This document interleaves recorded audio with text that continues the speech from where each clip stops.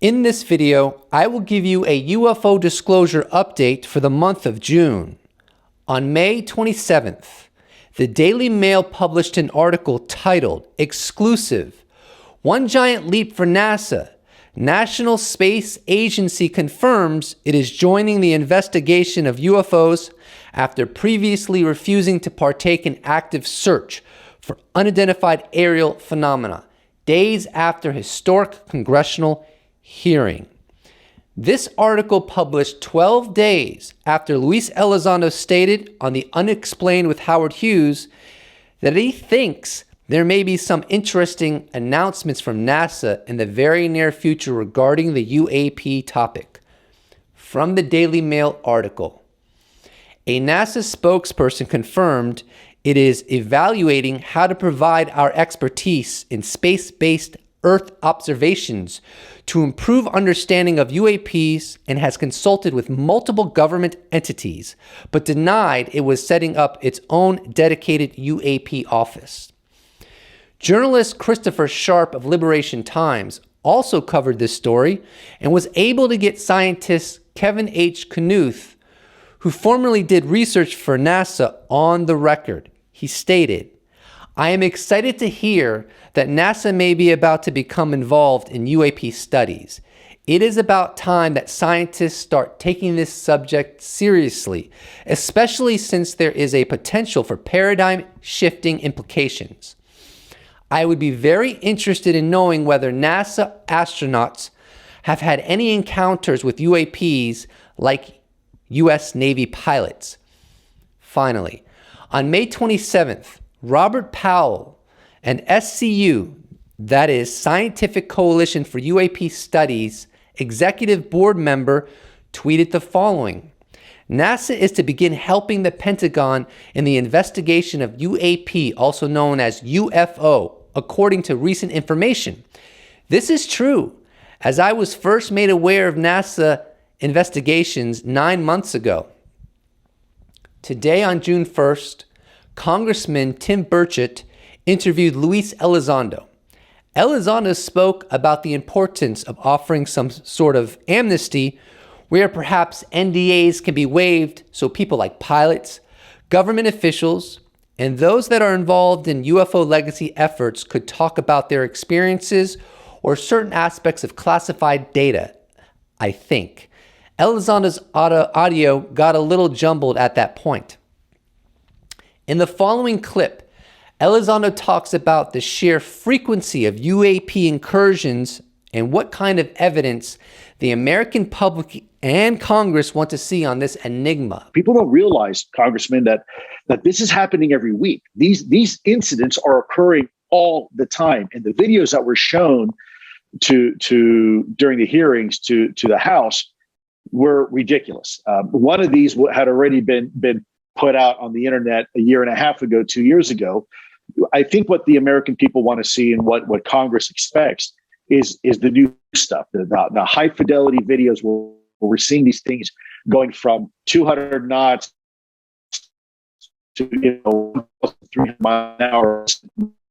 Where we see it on camera, right? And we can see it interacting with our aircraft. That's what Congress expects. And that's really what Congress should have received this last hearing. It gets pretty jumbled, but I think you get the drift. Bottom line is that what Deputy Director of Naval Intelligence Scott Bray and Undersecretary of Defense for Intelligence and Security Ronald Moultrie shared in the last UAP hearing isn't what the American people, public, nor the Congress want to see. We want to see video footage that reveals the true nature of UAP as being an unambiguous mystery, not an ambiguous mystery. And I truly believe it is the former, and that right now the Pentagon is playing games and giving the false impression that it is the latter, that is an ambiguous mystery. No, I think this is an unambiguous mystery. They have the data, they just don't know the origin, in my opinion. Good news here is that if I was a betting person, which I'm not a betting man, but if I was, I suspect there'll probably be more hearings in the future. And that really is good news, because I must be honest.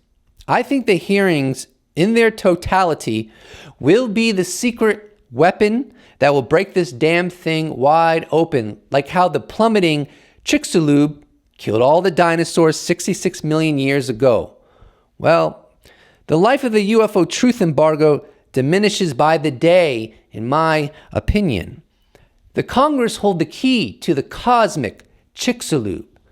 This probably wasn't the best metaphor, but by golly, I wanted to talk about the Chicxulub.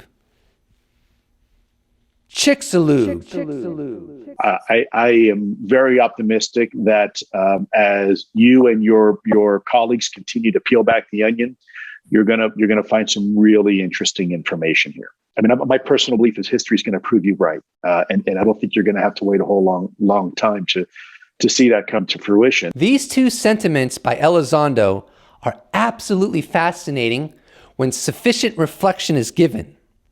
He's essentially saying that he's very optimistic that we will get some closure on the UAP issue in the not too distant future, meaning, in my opinion, that it will be made crystal clear that according to reliable, multiple sensor data collecting devices, including video footage, some UAP represent breakaway technology exceeding anything within adversarial inventories and our own inventories, and we are simply not alone in the universe. That will be conveyed and underscored with great exactitude. Twitter user I Want to Know UK tweeted the following on May 30th. The Brazilian Senate will be holding open hearings on UAP on June 24th in Brasilia. Luis Elizondo will be giving a video presentation. Robert Salles will be speaking in person.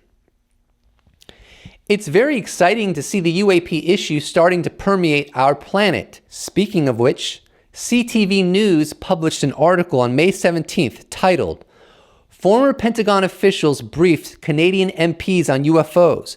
MP and researcher say.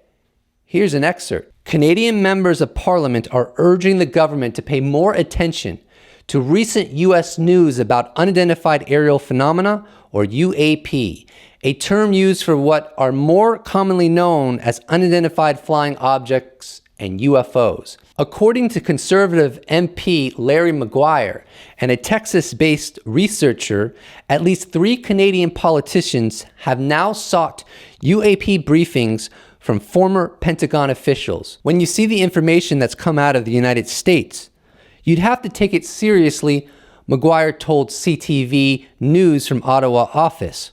We need to have a parallel program to what the United States already has.